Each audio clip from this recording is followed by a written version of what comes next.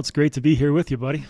Yeah, dude. So this is your second go at the Valiant Living Podcast.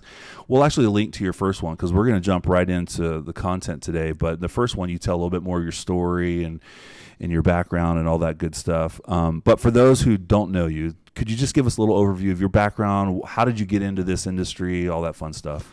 Yeah, so obviously I'm Michael Sims. I'm a man in long-term recovery. Been celebrated about 11 and a half years about a month ago. It's amazing, man. It's been an amazing life since then. But we were talking before, it feels almost like 11 and a half years is a long time, but it feels like an A and B part of life, right? It does, like pre and post in a lot of ways. Yeah. And this was a second career for me. I worked in the service industry. I was a bartender. And then when I got sober, I just didn't know what to do with myself. And, I was lucky enough to land a gig as an overnight and just took off from there, became a therapist. And now I'm a LCSW and LAC, certified sex addictions therapist and a certified internal family systems therapist. Right now the Director of Outpatient Services for the Meadows here in Denver. Which is just a fantastic organization, nationwide, right? Yeah, we got about 9 outpatient centers all over the country and 9 or 10 residentials, but been around for 48 years. Yeah. Just an amazing company and really grateful to be a part of it. So I was actually reading I went to the website in the Meadows and was kind of looking at what you're doing, all that kind of stuff. And you mentioned in your bio just this idea that you getting into this field was not just professional, but also very, very personal. Before we jump into the IFS stuff today, which I'm really, really excited to talk about with you, tell us why that's true for you, why both personal and professional. Yeah, it is it's been a personal journey for me in a lot of ways. About 2 years before I got sober, my cousin Adam passed away, heroin overdose. My sister went to treatment several times before I finally got sober for OxyContin addiction. And it's been around me forever. And I remember kind of finally getting the gift of go to my own treatment, that I was finding out about all these skills, these tools, these resources, this community of people in recovery that I had no idea about. Yeah. And, I really wanted to, help other people find this as well. I mean, for me, it was one of those things when I finally did go to treatment, I was only going to go for 30 days, but pretty quickly I was like, wow, this is pretty amazing. I don't hope I'm dead every night, and I don't hate myself every morning. And, I don't have that loathing going throughout the day, which had been the first time in over a decade that I hadn't felt that way. So it's really wanting to bring people into this way of life and, help them find their own healing and recovery and just, get unstuck because I certainly needed a lot of help myself. And, I just got a passion for this work. I love therapy. I love working with people, and I love learning about treatment modalities. I think all my friends will tell you pretty quickly that I'm a pretty big dork about therapy stuff. So.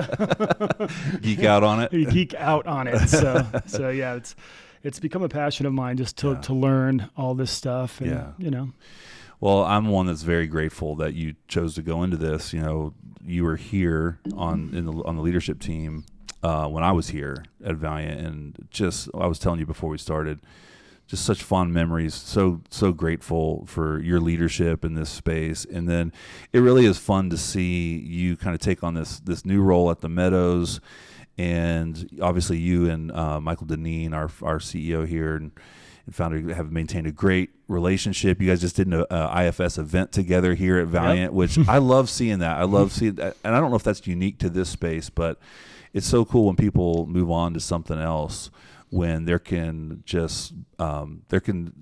remain the love and the support and the compassion and all that kind of stuff. And you two are still super, super close, which is really fun. Yeah, I'm super grateful for that guy and all he's taught me, been a mentor of mine for a long time. And so, leaving, but then coming back to doing that presentation with him a couple weeks ago is pretty amazing. Yeah, I did have a couple people on staff here when they heard that I was interviewing you. They were like, you need to just do a bait and switch and then do an intervention with them of why did you leave and all this kind of stuff. I'm like, no, that's what this podcast is about.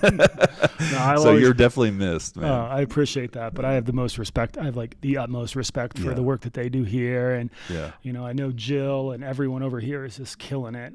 Definitely miss this place, but you know. Yeah. Is it kind of, I know you're just back here a couple weeks ago for the event, but walking in, it's got to feel kind of surreal. It kind of feels surreal. Kind of feels like I should take a left instead of a right and go back to my old office or something. Right.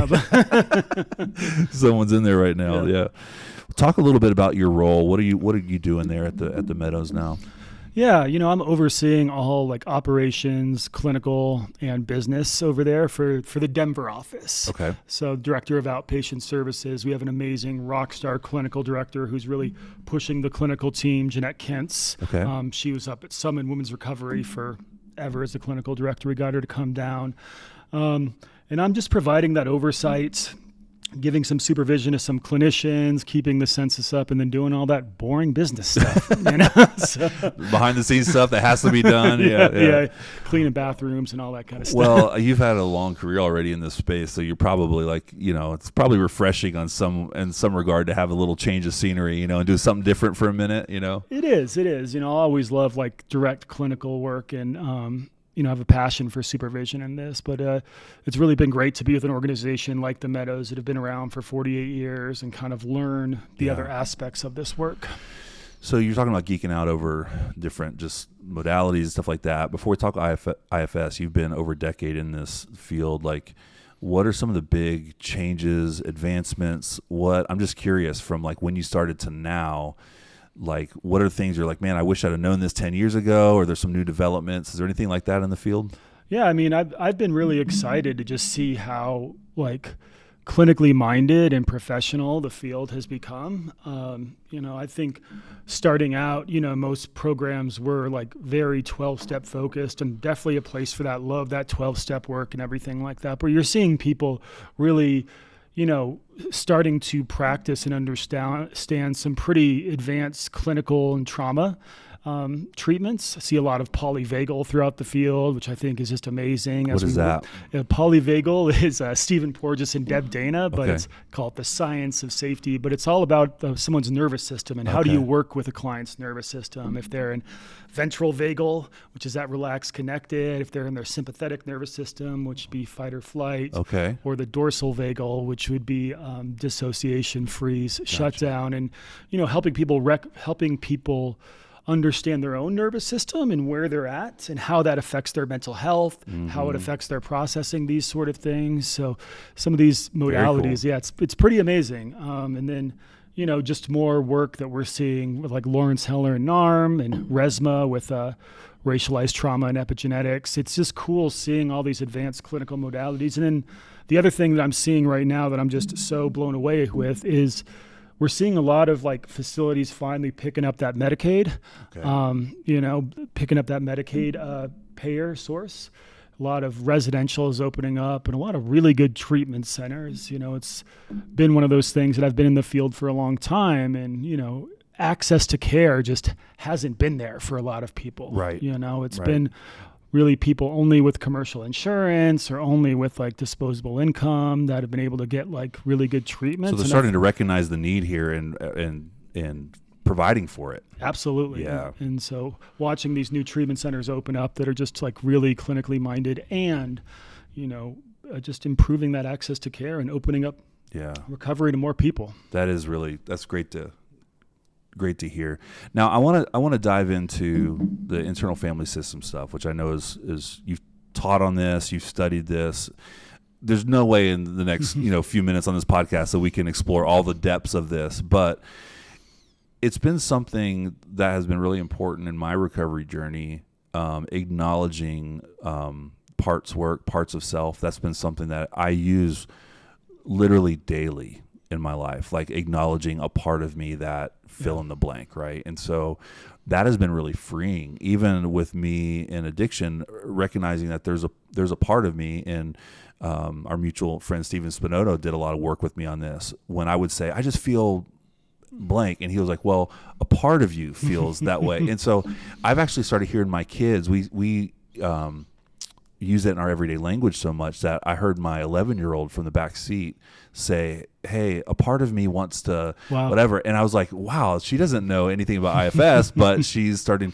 So, and I know that's just one facet of it, but for those listening that have never heard of this, how would you kind of explain what internal family systems is? Yeah, no, I love that. And I mean, that's such a beautiful intervention just to start using the language of parts. Okay. But IFS is a trauma modality. About, I think 40 years ago at this point, last year was like 40th anniversary of IFS. So it's been around for a little while with Dick Schwartz, but it believes in this idea of multiplicity, that we all have parts of us that are formed over our lifetime. And, the best definition I've ever heard is from Ann Cinco, who's a head trainer for IFS, is a part is when injury becomes identity. So we have this part of us that, something happened to, got burdened in some way or sustained some injury and decided it needed to show up a little bit differently. And it was formed and it interacted with the world. And, we're all full of parts. The example I always give is, people have that relationship in high school or college, and they get their heart broken and they're like, never again, and close off just a little bit. And that's like a part being formed. Okay. Where we just want to be a little more guarded. We're just not able to open up quite as much. And we just accumulate these throughout life, especially through our traumatic moments. Gotcha. In IFS, we're looking at, bringing awareness to these parts, bringing compassion to them, because this is really a compassion-based trauma treatment, and helping them release these burdens and bring forward the self. And the self is the self is something that everyone has. It has all the skills, all the tools it needs. We just need to let go of some of these wounds. And that's where I'd say IFS differentiates from a lot of different other modalities.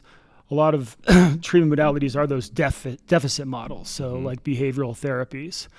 And they're, if you just have enough skills, if you just have enough, interpersonal things, just enough coping mechanisms, you'll be okay. Whereas IFS just is a model of constriction. So it's, can we release, these things and let our true self forward? Well, you said a word a minute ago that was huge for me in this, which was compassion. Yeah.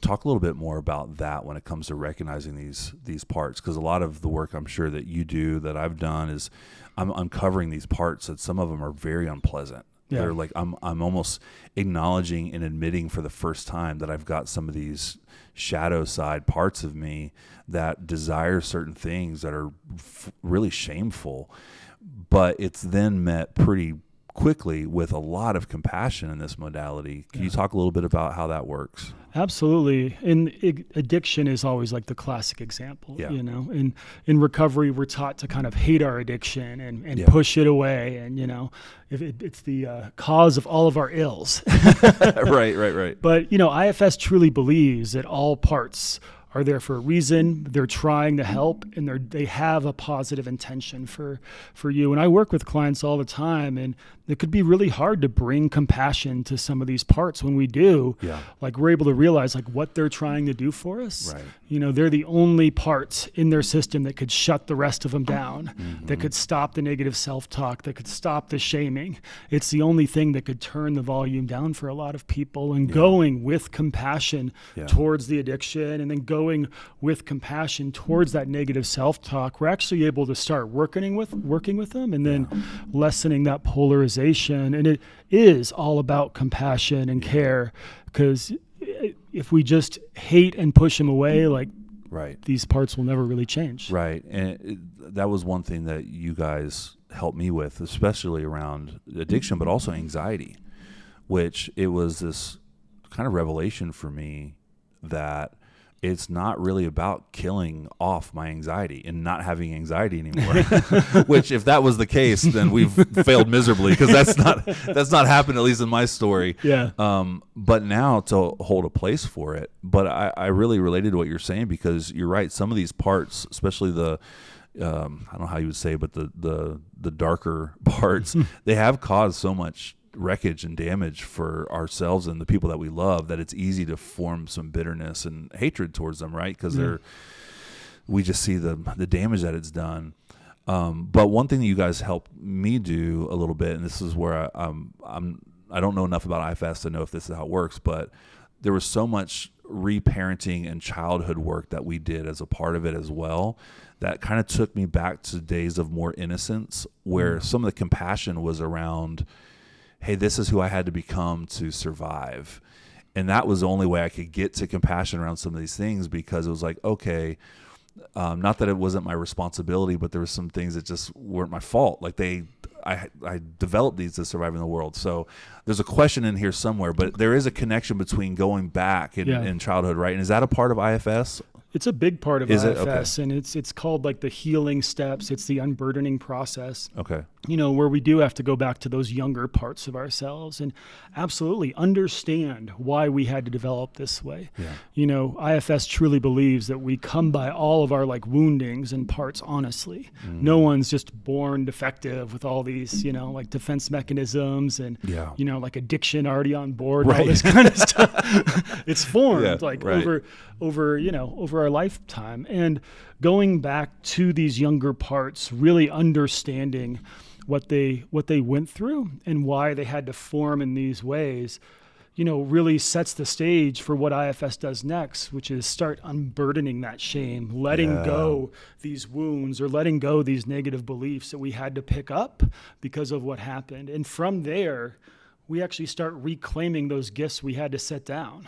We bring back that, adventurousness, that trusting people, because a big part of IFS is setting down the shame, setting down, these negative beliefs. And then what did you have to drop when you were 6 years old and dad left? What about yourself did you lose, and how could you reclaim that now and bring that back into your life? And it's a beautiful modality. So it really is, because I got goosebumps when you just said that last part, because I just remember moments of having such sadness for little Andrew for certain things. And then the thing that felt really crazy is when over time I developed a little bit of gratitude even for like these parts that helped me get through. So not only did I turn the corner from being so pissed that they were there, well, first it was just acknowledgement.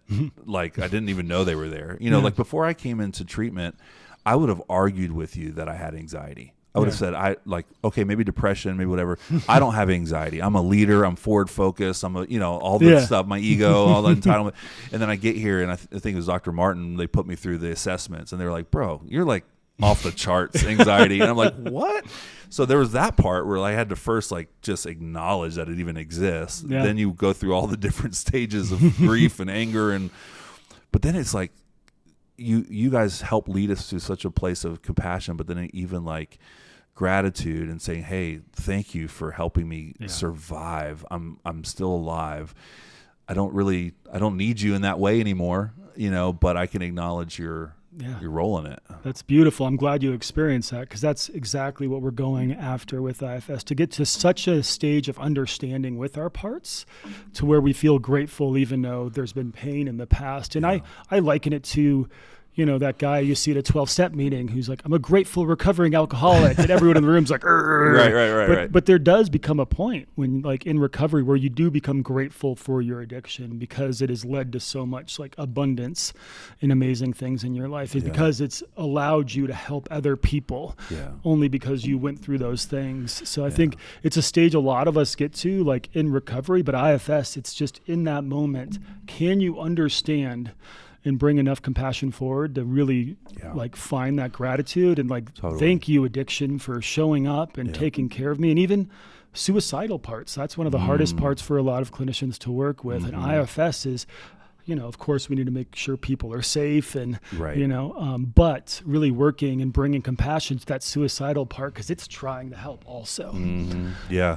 I remember Stephen would reference the song, the Hello Darkness, My Old Friend song. And he performed that song before, but there's such beauty and truth into that, like recognizing like the darkness, but it's, my friend at the same time. And I don't always live in that place, but that's the beauty of IFS is it's cyclical, right? It's like, okay, when I start feeling the anger or bitterness or loneliness, sadness, whatever towards my addiction, I have the tools. And that's a big part of what Valiant does, what the Meadows does, the work we do is helping give people tools to know how to navigate when these parts come up or anxiety comes up. Like, how do I go back and reparent? And it's like a cyclical process, and it's not like an arrival of like, I'm always in a place of gratitude around my addiction.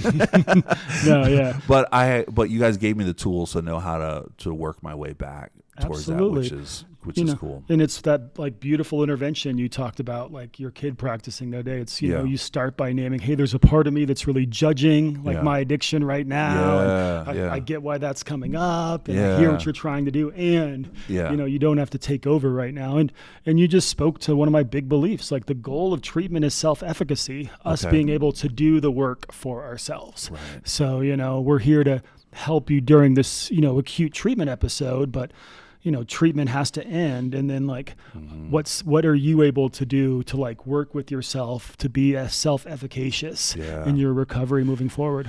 I love that. I want to go back to something you said a minute ago, because we're talking about all this part stuff, right? And I'm imagining the parts could be numerous, right? Like, I don't know how many this person can have, but there's probably, But then you also mentioned core self. Yeah. Could you expound a little bit on the idea of core self as it relates to all the parts as well? Yeah. Self it's an interesting concept, and, you know, books have been written about this in IFS. The elusive self is one of them that comes to mind. But the self is that core that we all have. It's not a part. Parts are formed, and, you know, as defense mechanisms, the way we throughout life. But everyone is born with a self, you know, and a lot of times with IFS, we talk about the 8 C's. You know, do you feel connected? Do you feel confident? Do you feel compassionate? Do you feel curious? You know, and those start eliciting that self. But, you know, the self is the part of us that does have all the skills and tools. It doesn't have an agenda. It just is. And it's not like reacting to the world around us. It is acting. And it's the part of us that's supposed to lead. And, you know, I always think of, you know, those moments you have when all your needs are met, or, you know, like you're out in nature with your family or whatever, and you kind of lose track of time and you're just connected with them. Like, those are all self moments we have throughout our lives. Okay. Those moments where things just seem to happen. Are they like the purest moments? Is like, when I think core self, is it like me when I don't have all the stuff, like me at my purest form, or am I understanding that correct? Yeah. It's you would at any of us at, like, you know, who we really are at our core, but not being ruled by our needs and our desires and agendas and wanting to control everything, because those are all parts coming up. Gotcha. It's the part of us that could just be present. And, you know, they've talked about it through different spiritual traditions, Buddha self, and all these sort of things. Right. But really, that's the point of IFS, is to unburden these parts and allow us to bring more self energy forward. Gotcha. So we could ultimately, just connect. that's kind of the goal, is to get to that. Yeah. Yeah. And like, you know, they say there's only one skill in IFS, and that's connection to self. So it's, can you unblend from a lot of these parts and connected with the self, the part of you that's supposed to lead, that doesn't have to carry all the old wounds around, that like intuitively knows the answers. I always think of the 9-step promises in AA as kind of like a good way of kind of talking about like self. Yeah. You know, we intuitively know how to do things we didn't before. And right. That's cool. All right, let's go ready to go layer deeper. I love talking to you about this stuff, man, because it's so interesting, and you're just a wealth of. I even told you before I sent over questions, like, you don't need any of this stuff. I'm just going to feed them, and you just riff on it. Yeah. All right, so IFS talks about subpersonalities. Yeah. Specifically in addiction, how does that play a role? What are those? How does that play a role, and how they differ from the parts? Yeah, in a lot of ways, like, the parts are these subpersonalities, but the subpersonalities are kind of describing, you know, how the parts do have like a emotional range. It really is like having, you know, little people or little parts inside our brain or inside of us, because our addictive part or acting out part can get angry. It can feel really sad. It can feel hurt. You know, it has a range of how it can like feel and show up. And they are like little sub-personalities that aren't really us. And that's why we're always unblending from these. But the parts do have almost a complete personality inside themselves in a lot of ways as you get to know them. And, you know, to answer your previous question, there's there's not an infinite number of parts, but there could be a lot of parts, Okay. you know? Right. Yeah. Well, it's interesting because, and again, maybe I'm applying this wrong, so please correct me, but there's times in like when someone gets so angry or there's rage and they say something that they don't mean, or they say, like, they lash out, and that can be super hurtful. Yeah.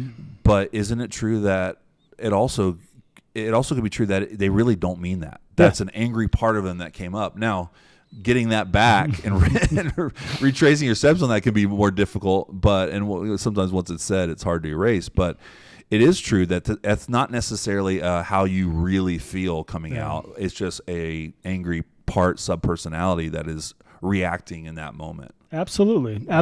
And that's something, like, as therapists, we always have to remember, and, you know, our clients have to remember is, you know, a part of this person is angry right now. A part of this person is lashing out. Yeah. It's not the whole person. Right. You know, it's not their core self. Right. This is a part that's hurt, that's showing up, trying to protect itself. Sure. And in a way trying to help. Yeah. And, you know, that's why us therapists have to do a lot of our own work to hold that space. Sure.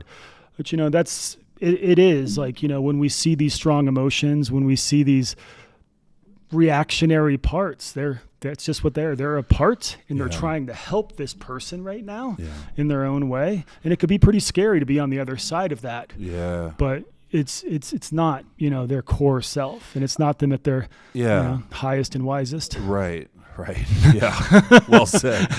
Well, and I think and it's hard in the heat of the moment like this, but I think it does help with some empathy and compassion if you realize this in yourself, but then you can also apply it to the people in your life, to your loved ones, where you can just like hold space for them to have that part, you know. Absolutely. It's like, which is, I mean, very difficult to do when things are, you know, but at least I think with the understanding of this, and you can start applying it, it helps have a little compassion for the people around you. It can. And I mean, that's where such little interventions as you know, learning how to speak for a part, not from a part. Okay. In our relationships. Ooh, I love that. Yeah. For a part, not from part. Yeah. So like, I have a part of me that it feels this way, instead of like, you know, I'm angry at you. Right. So just, you know, start speaking for our parts instead of from our parts. It could just create that like degree of separation for the person listening and for the person kind of sending that message. Yeah. So that's one of the skills that we teach people all the time. It's like, okay, a part of you feels this way. A part of you feels this way. Let's speak from that part, not for that. Like, let's speak for that part, not from that part. That's so helpful for a guy like me who I am super emotional and I'm all or nothing, and everything is to the mat. It's everyone this, or you always that, or that, like, you know, that's my go-to language. Like my feelings, I feel them really big, and it's super helpful for me to apply that to actually stop using that language of, well, a bunch of people feel this way or whatever. It's like, no, that 2 people, you know, like I'll correct myself all the time and be like, okay, it's not as big, but in that same thing, to identify those parts helps me not lose myself in the kind of the grandeur of the emotion of the moment of like, this isn't all of me. This isn't, you know, it's like, it's a part of me. Super helpful modality. Yeah. And we make a differentiation in IFS between like becoming blended with a part. And that's when we're barely able to get any space and being flooded. And, you know, clients get flooded with parts all the time. You know, we get flooded with parts, and it's that so part hard. Takes over, and it's so hard to get a little bit of separation. And, you know, just kind of gauging where a client is and understanding that can happen, right? And finding grace for yourself, because, you know, going back to what I've been talking about, you know, this part that's flooding this person or flooding us is trying to help. Yeah, it's trying to help in its own way. In the only way it's ever learned how to. Yeah, so good, dude. All right, let's talk about parts when it comes to healing the wounded part. So we recognize and this is a lot what happens in addiction, recovery, and therapy and whatever, but once we find these parts where we're really wounded, what does it look like as far as next steps and to begin to heal those wounded parts? Absolutely. And, you know, we have the 3 different types of parts. We have the 2 protectors, which are the managers and the firefighters. And those are the ones we get to know first. Those are the ones, you know, who are our perfectionists, our strivers, you know, our acting out parts, our shutdown, our suicidal parts. These are parts that have a job that learned to show up in certain ways, and they could be burdened. But really, you know, we work with these protective parts to gain trust to allow us to start talking to these exiled parts, which are our young wounded parts, you know, and start building safety and holding that compassion for them. Yeah. So we could really witness what they went through, really understand what it was like for them, and start doing similar to that inner child work, like show up for those parts as they were not shown up for at the time, as we were not shown up for at the time. But, you know, there's all these woundings we have as kids that, you know, our parents or guardians or whoever well-intentioned they were, you know, just missed. You know, no one makes it through childhood unscathed, Freud says, you know. And at that time, like, a parent can repair that. A parent can show up and mend that wound. But as we get later in life, like, no one could mend that wound but us. Yeah. We have to go inside and do that work ourselves. Ourself has to go in and show up for ourselves. Yeah. It was really difficult for me because I have really great, well-intentioned parents. Like, really, you know, my parents were awesome. Super hard for me to go back to my childhood and find any fault with what they did, right? Because I felt super lucky, super blessed, whatever.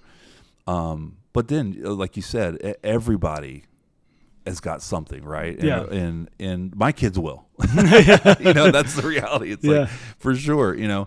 But I remember walking around this complex on a break or lunch, anytime I had a chance, and just literally talking out people in this office building probably thought I was nuts, but just talking out loud to myself, to my inner child, absolutely, to Andrew, the little boy, and reassuring him that adults are in charge. You're going to be okay. You don't have to freak out. You don't have to panic. You know, sometimes it's over little stuff. Like the guys in here, you know, they were making fun of me yesterday because they were remembering when I threw such a fit when I didn't get my phone back. Yeah, I'm sure you've never dealt with ever. I mean, I may have done the same thing when I was in treatment. So, you know, but it's just like we're grasping for little parts of control and wherever we can get them, and you know, so I kind of lost my cool over that when I was here, and they were poking fun and laughing at me. But it would be things like that where I just have to be like, "Hey, buddy, it's okay." It is. Yeah. I Relax.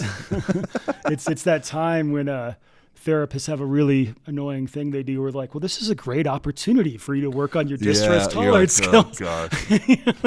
You guys make everything part of the therapy. You're just like, oh man, I don't know. I want what I want. This is not therapy time. This is a great opportunity for you to just sit with these feelings and work through them and take care of yourself. Well, I will say, and I've heard you say this before too, so I feel comfortable doing this, but a big part of coming to a treatment or rehab, anything like that, is the opportunity to work through stuff outside of the therapeutic room. And people ask me all the time, what was the best part of 90 days here? And I would oftentimes, and I had an amazing experience with the therapists, with all the clinicians, the housing, all that. Sometimes it was literally that. It was sitting in my room, being in this place, not having my usual unhealthy escapes to turn to, and just battling through in community, by the way. It's why you guys put us in housing. Absolutely. You know, with other people to, you know, I could talk to people about it.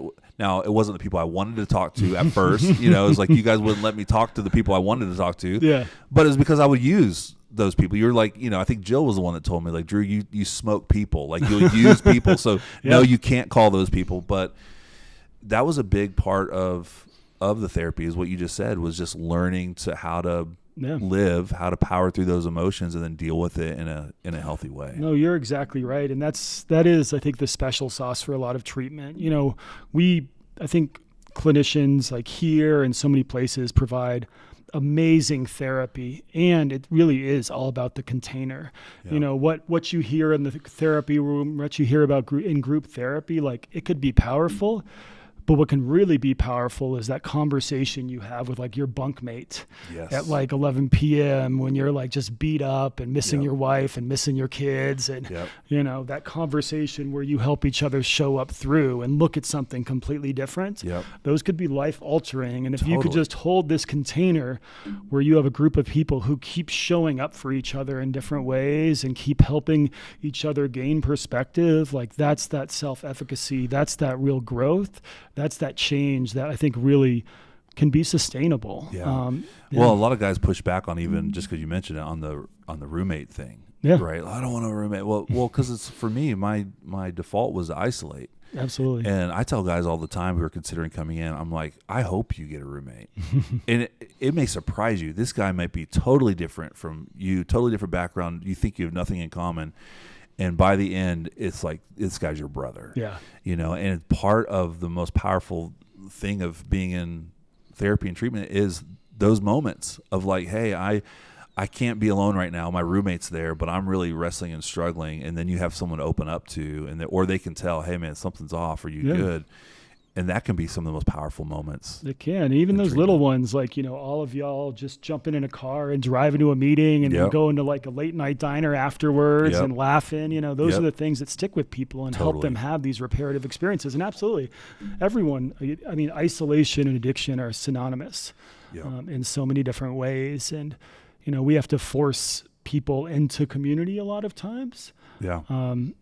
And if you could actually help someone get integrated in the community and start having some of those experiences outside the therapy room, like it's a big deal. It's a big deal.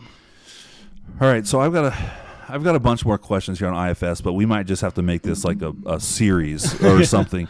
Cause I love this topic. We talked about compassion already. What about conflict between the different subpersonalities when they start, and how resolving this conflict can aid in the recovery process? Oh, that's a great question, because like our system is just always in conflict. In IFS, we call this polarizations. Okay. And this is a term used in family systems work that was kind of, you know, brought into the IFS, but we always have two parts that are polarized with each other, that are fighting against each other. You know, one of the classic examples we get is we look at addiction as a whole system of parts instead of just one part. And the system of parts is the polarization and the exile. So there is the acting out part, the part that uses substances, the part that, does all the addictive things that it can do, the firefighter part. But it's almost always polarized with a manager that's a perfectionist, that's a striver. You know, if I just go to enough meetings, if I just show up this way, if I just make everyone love me, if I just go to church every Sunday and, become like read the Bible every night, if I just get 5% body fat, it's just like push. You know, so we're starting this part, this perfectionist part. And as soon as that becomes unsustainable, when it becomes too much to like handle, that's when the addictive part comes in and takes over and puts out the fire and lets us actually like breathe. You're like, but when that happens, this perfectionist part gets even more angry at the addiction part and like goes farther and becomes more extreme. And then the addiction part has to become more extreme to like put out that fire, and they hate each other. This idealized perfectionist recovery part and this like addiction part that keep fighting and pushing themselves. And the problem, what's even worse with this, is every time one of them fails or isn't able to complete what it needs to, more shame is built and it's dumped down on this exile that's powering all of it. The exile that thinks that we're defective or we're not enough or whatever it might be. So it's just more and more evidence of this. And it is actually in IFS where we're able to bring all of these parts to the table. You know, there's an exercise we actually do where we sit these multiple parts at each end of the table, and we start hearing, what they're trying to do for us and what they're understanding. And like the, spoiler alert, what we almost always find is that the parts want the same thing for us. Really? The addiction part and the perfectionist part. They want us to be loved. They want us to be safe. They want us to be connected. They're just doing it in their own ways that they found, like because of woundings, because of hurt. Just different ways of trying to get the same thing. Different ways to try to get the same thing. And so when you're able to have that like really magic moment where the system's like, like we really are going after the same thing. We really both want, Drew to be just connected and safe and loved. Yeah. We're just going about it completely opposite ways. I mean, that's where you see those really lessening, and then you gain that trust to start working with the exile, that part that thinks they're defective or broken or just, one of those unfortunate few that can't get honest or whatever it is, like the negative core belief we have on that. And after unburdening that, you can really just lessen that whole system. Yeah. Are there any misuses or challenges that you've seen with IFS that you could speak to as well, like where you see it being used poorly or weaponized? I don't know. I don't have anything in mind that I'm leading you towards. I'm just curious if there's things or cautions for us if we're using this modality. Yeah, I mean, I think there's, I wish there was a silver bullet or something that worked with every single person. And I've worked with several people who IFS just gets a little too much for them, and they haven't really been able to sink in and build relationships with the parts. And then they've started to, get a shame narrative. And just in these settings, I don't have enough time to work with them for years to get to that place, like from an IFS lens. Yeah. So we kind of, put the model to the side. But, IFS, like anything else, is a very unique modality, but it's misused in a lot of ways. Yeah. One of the things I always do when I get a new client in my office is I'm like, okay, and they're talking about IFS. I'm like, so what does IFS mean to you? And I'll never make sure we're the same working definition of this, right? Yeah. And I remember, when I first was starting using IFS, I asked that to a client, and it's, I have all these parts, and I have these 5 parts, but I just have to beat them up and shove them in the back, and so they don't have to come forward. And I'm like, okay. I'm like, we're going to take a different lens on this, but it's there because IFS trainings are so hard to get into, which I think pros and cons, because it's really keeping the fidelity of the model, but it doesn't give the opportunity for everyone who wants to learn it to learn it. Yeah. We get a lot of different versions of IFS, and you're not quite sure what that client means when they walk in the door and say I've done IFS before and it was really helpful. It's like, okay, walk me through, what did you do? What was helpful about it? But it's not standalone though. It integrates with other modalities. Absolutely. Right. It's not like you have your IFS or nothing. It's like, no, it plays well with the other modalities, right? It does play well with the other modalities. And it's actually one of those things where, it can be a little intense for clients if you're just doing IFS every single session, like going in after you need these a little burdens. breather from it. Yeah. Yeah. But it's a great way to speak about skills, to learn about self, but it functions really well with EMDR as psychedelic assisted therapies are coming on. IFS is the treatment modality of choice for a lot of these, psychedelic assisted practitioners.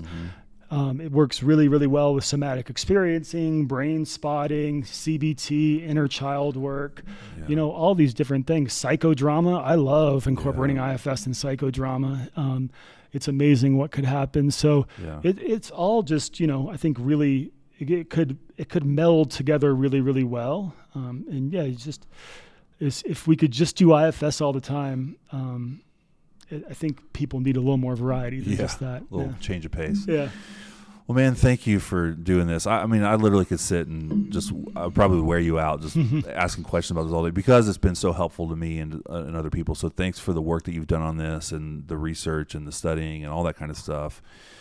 Anything else we missed, or anything else you'd want to add about IFS? Or no, I mean, I think we covered a lot, and I think IFS is a great tool. I think I got a part of me that would really thank you and all the work you're doing with Valiant and doing these podcasts. I really think it's bringing the great work they do here at Valiant just to more people and helping them really understand and find the right care for themselves or find the right support for themselves. Yeah. So, it's a gift to me to be able to do it. I feel like I'm sitting here getting free therapy during the day. So Michael Sims, thank you so much for being with us. Yeah. Thank you, Drew. Appreciate it. Yeah.